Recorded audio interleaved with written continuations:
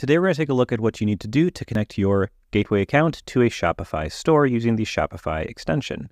So, in this case, the merchant account already has the Shopify service enabled, and so when you log in, if it's not connected to a Shopify store, we'll give you this modal.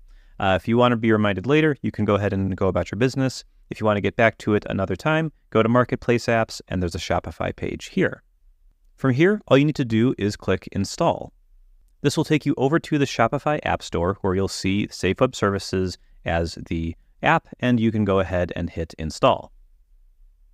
From here, all you have to do is hit Install again, and that will kick you back to the gateway account. You might have to log in again, but you'll be kicked back to the gateway account showing the domain, the status of the connection, and the user on your account who created this.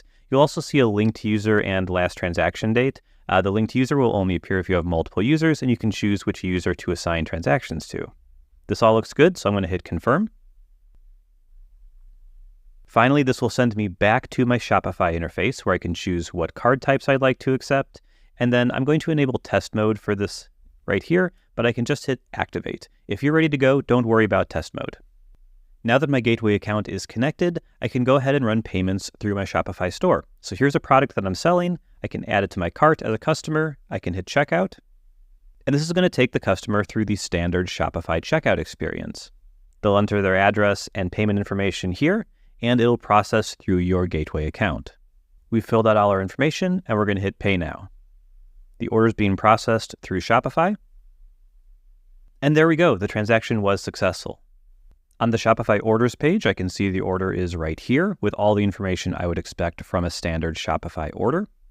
And in the gateway itself, I can see my last transaction right here, and I can click into it to see all the payment information that's relevant to me.